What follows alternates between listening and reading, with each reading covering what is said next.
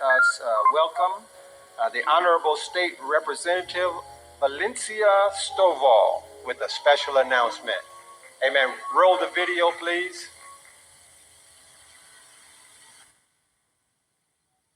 Please start the video.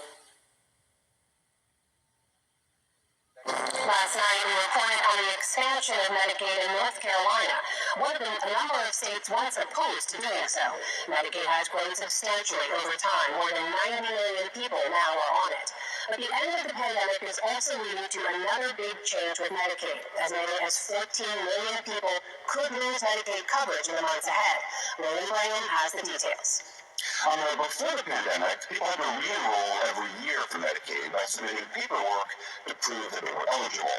That was suspended during the height of the pandemic and afterwards. But starting this month, Medicaid recipients have to make sure they are enrolled again. The problem? Well, there are many among them. Not everyone will receive a notice or complete the applications on time. Many will fall through the cracks due to changing addresses or language barriers. We'll hear about these problems and the efforts to re-enroll people in a moment. But first, let's begin by hearing some of the folks on the ground trying to help recipients get the coverage they need.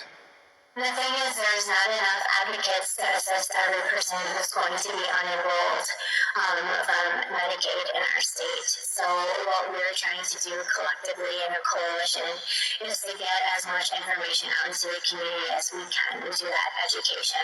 Florida is one of now just 10 states that has refused to expand Medicaid under the Affordable Care Act, which means we're going to end up with a lot more individuals who don't have any health coverage. And those people are going to be reliant on places like their local community clinics, federally qualified health centers, and charity care. But that's not health coverage. That may be access to care, but it's not coverage, and it comes with costs. Much of the application process is online, and we know there's digital equity issues in these transient and LEP communities as well. So there's a lot of hurdles, there's a lot of gaps, there's a lot of barriers. There is significant room for error in the renewal process, and missing a key communication from the state. In fact, a significant portion of cases will be closed due to those sorts of procedural errors. And so for those people, they're going to have to start again at the beginning. So we're trying to be as proactive as we can be to educate multilingual community members on what this process is, what to look out for in the mail, and to contact us if they need any interpretation assistance.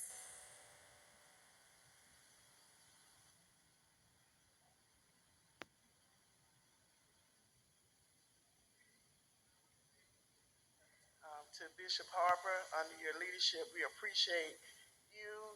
I am Honorable Valencia Stovall. I'm a former state legislator, served 8 years down at the state capitol. And I want to thank Evangelist Mary Ward Cater, the president of the South Central Georgia Jurisdiction Political Action Committee, and the members of that committee for bringing to my attention the need for Medicaid expansion, the need for Medicaid coverage in the state of Georgia.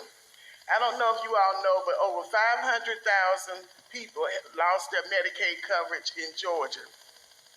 And that was as of September of 2023, which was just last year. Majority of those who lost their coverage are children, our senior adults, and the disabled. Most only find out when they end up going to the hospital. And that's the wrong time to find out because the doctors could not service them if they lost their Medicaid coverage.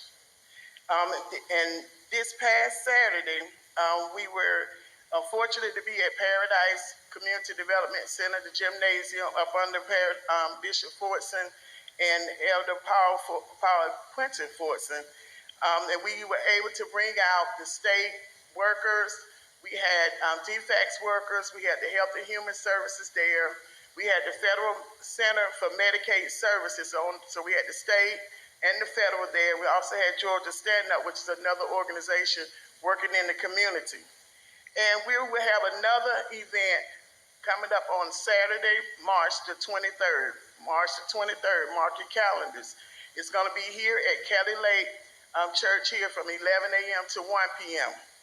And I want to also let you know that Georgia had the highest number of children who lost coverage due to paperwork error. So it was just paperwork error. It wasn't because they were not supposed to be included. And what happened, there was a federal mandate. Everybody had coverage during the pandemic. After the pandemic, the federal government said all states, all 50 states, had to recertify all of their recipients who were receiving Medicaid. And what happened, those over 500,000 during the recertification process lost their coverage. And like I said, majority of them were children. 2.8 million Georgians need to check their coverage. And that's our charge to each one of you all today, is asking your neighbors, asking your church members, anyone that you know to check their status for Medicaid. They may be thinking that they are covered and they are not covered. And we don't want them to go to the hospital and be at emergency, just think of having a child that's sick, especially with the changing of the weather. And they go to the hospital and that child can't be seen. Or someone that needs dialysis. There was a case that we heard of that needed dialysis transportation, but could not get it. So it's a very serious issue in our community. I heard earlier they were talking about insurance, talking about health. This Medicaid is very serious. And so our charge to you all is to make sure you spread the word. And we have taken on this cause for Souls to Medicaid 911 because it is an emergency. And the second event, like I said, would be Saturday, March the 23rd. And in closing, Proverbs 31:8 and 9 says, "Speak up for those who can't speak for themselves, for the rights of all who are destitute. Speak up and judge fairly. Defend the rights of the poor and needy." And with this loss of Medicaid, that's what we have to do as a church body, is defend the rights of the needy. And the only way they would know is if we spread the word that they need to check your status. They can go to the Gateway website, and we will have workers on site on the 23rd that will be able to check their status on site. So please spread the word. And thank you again, Bishop Harper.